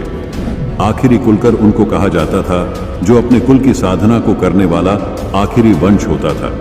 उसके बाद नाभिराज के पुत्र ऋषभदेव ने सनातन पूजा को छोड़कर घोर तप करना शुरू कर दिया, और इसी घोर तप वाली साधना को, जो मनमाना आचरण था, ऋषभदेव के पौत्र मारीच ने भी किया। तब से ये मनमाना आचरण समाज में शुरू हो गया। सनातन पूजा को छोड़कर ये मनमानी साधना करने से मारीची वाला जीव आगे चलकर वर्धमान महावीर जैन बना। वर्धमान महावीर जैन वाली आत्मा का आगे चलकर कितना बुरा हाल हुआ, ये किसी से भी छिपा नहीं है। इस मनमानी साधना को करने से महावीर जैन का जीव करोड़ों बार कुत्ता, करोड़ों बार गधा, करोड़ों बार वृक्ष बना, करोड़ों बार देवता भी बना। लेकिन ऐसे देवता बनने का क्या फायदा, जिसके बाद इतनी दुर्गति हो और वापस जन्म मरण में आना पड़े। जिस मनमानी साधना से वर्धमान महावीर जैन का ये हाल हुआ, वही मनमानी साधना आपसे आपके धर्मगुरु करवा रहे थे। गीता जी को बोले हुए 5600 वर्ष हो चुके हैं। आपके नकली धर्म गुरुओं ने गीता को पढ़ा तो सही, लेकिन गीता को समझ नहीं पाए, जिस कारण उसको फॉलो नहीं कर पाए। अगर ये गीता जी के अनुसार भक्ति बताते तो आप सभी से ये पितृ पूजा भूत पूजा नहीं करवाते, जिसको गीता जी अध्याय 9 श्लोक 25 में मना किया है।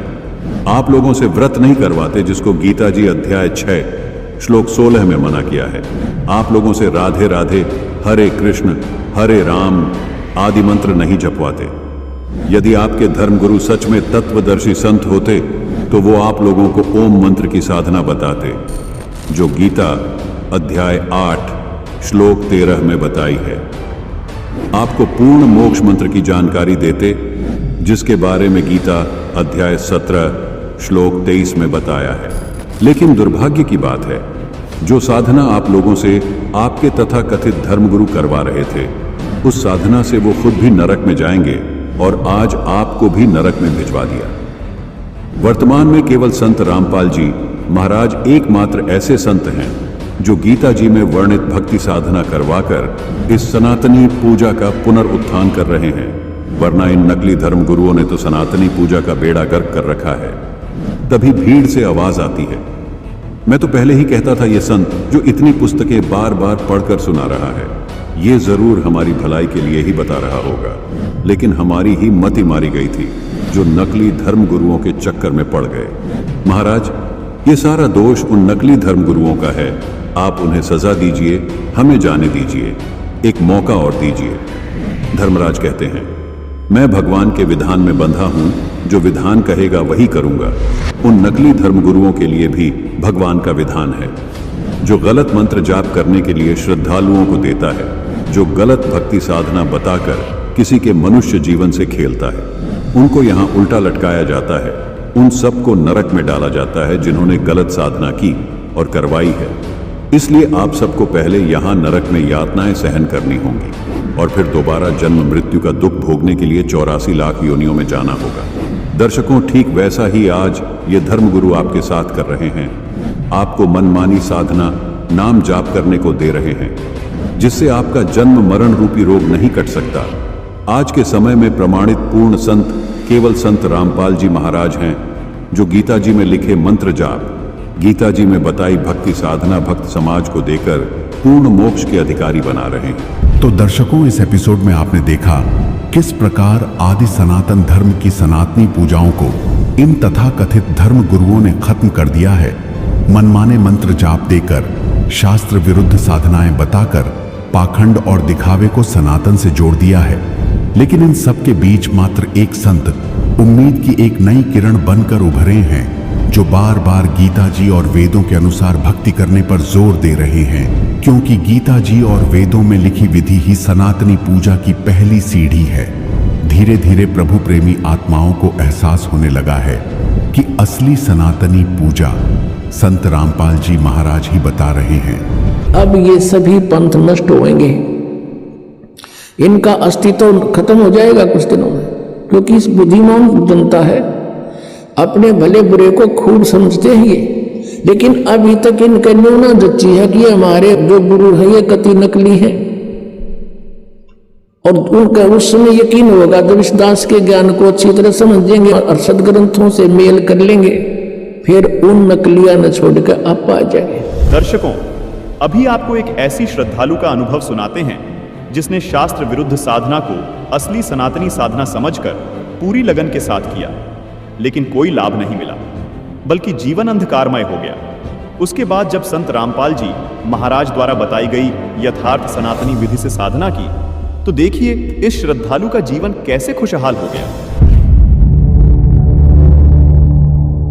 2600 एकड़ में अकेडमी है।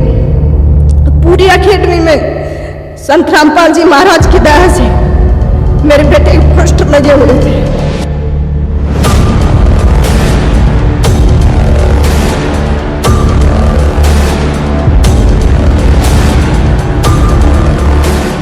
जहां भी देखे लेफ्टिनेंट केवल कृष्ण की आवाज। सर पूछो मत, मेरे भगत जी वहां पे रोने लग गए। हे मालिक, पापी इस सड़क चाप की ऐसी किस्मत जो आपने ऐसा बना दिया। हमें 3 दिन तक बस सिर्फ जिधर भी देखे माइक में एक आवाज आई, लेफ्टिनेंट केवल कृष्ण। जैसे ही उसको राष्ट्रीय गोल्ड मेडल उसके कंधे पे लगा, मेरे भगत जी से रुका नहीं गया। वो 2500 बंदों में इतनी जोर से रोने लग गए कि मालिक, हमने लोगों ने तो आत्महत्या करने की सोच ली थी, क्या किस्मत बना दिया आपने। नमस्कार बहन जी। साहब जी, क्या नाम है बहन जी आपका?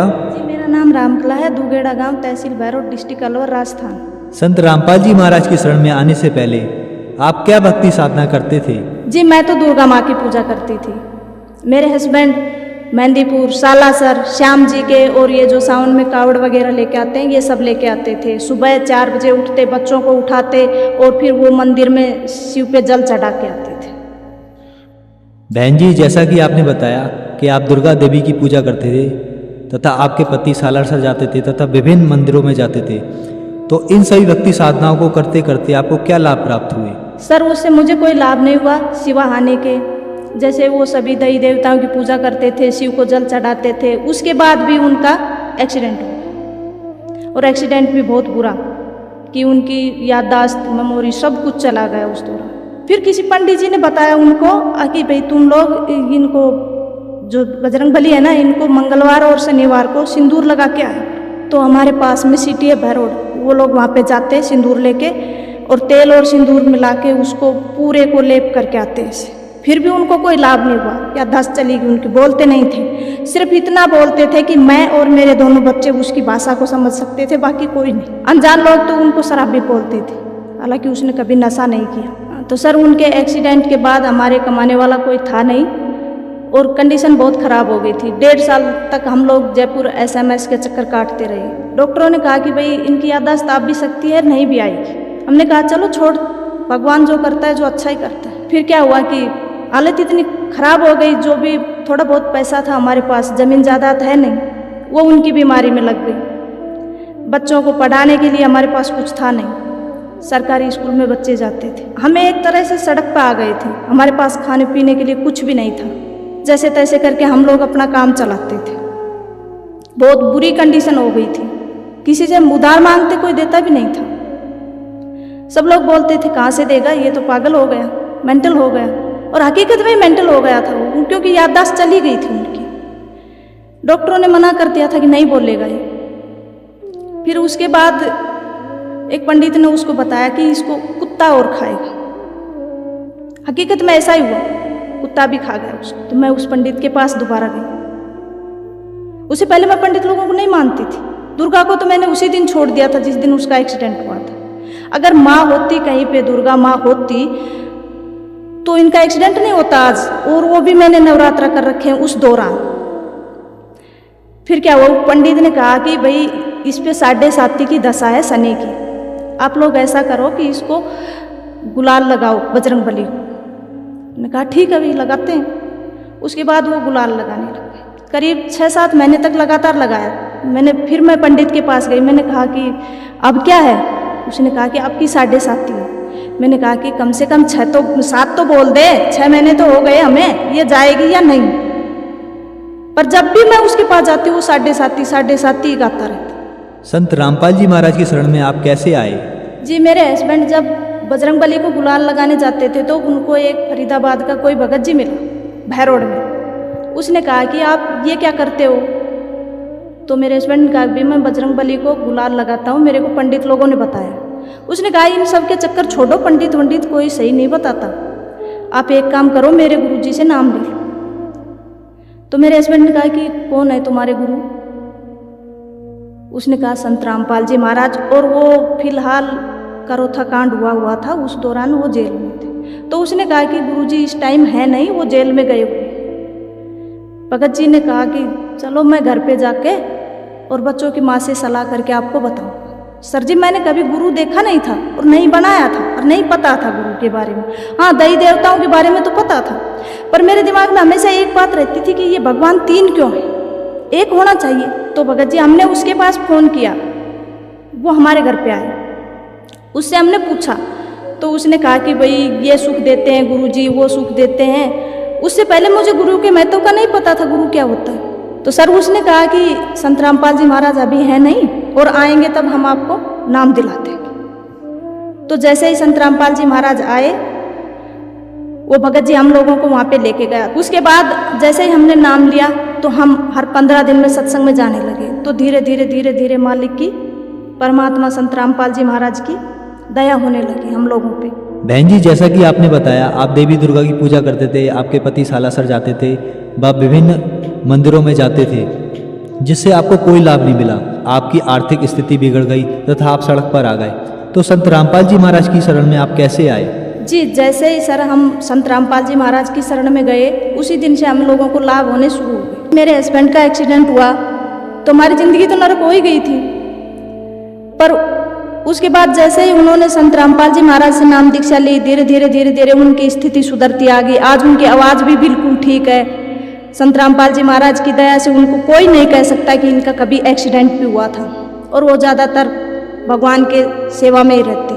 बच्चों को स्कॉलरशिप मिल गए, वहाँ पे बच्चों की पढ़ाई फ्री हो गई। उसके बाद बच्चों ने +2 की, +2 के बाद लड़की को स्कॉलरशिप मिल गया, उसने इंजीनियरिंग की। बेटे को अब पैसे तो हमारे पास थे नहीं, पैसे कहाँ से दे, तो हमने बैंक से लोन उठाया। मालिक की दया, संत रामपाल जी महाराज की दया से हमारा लोन तुरंत क्लियर हो गया। जैसे ही मेरे बच्चे ने, लड़के ने मेरे ने 2 साल तक बीटेक की, उसके बाद उसने एनडीए का फॉर्म भर दिया, उसने एग्ज़ाम दिया। एग्ज़ाम देने के बाद में संत रामपाल जी महाराज परमात्मा की इतनी दया हुई कि उसका सिलेक्शन हो गया। बाकी ऐसी किस्मत कहाँ है कि एक गरीब का बच्चा जो सड़क छाप था वो उसका एनडीए में सेलेक्ट हो जाए, पर वो भी संत रामपाल जी महाराज की दया थी। अच्छा, उसके बाद उसका इंटरव्यू हुआ बेंगलोर, 14 दिन चला। इंटरव्यू में वो 13 दिन क्लियर कर दिए, 14 दिन वो रह गया, हल्का सा मेडिकल।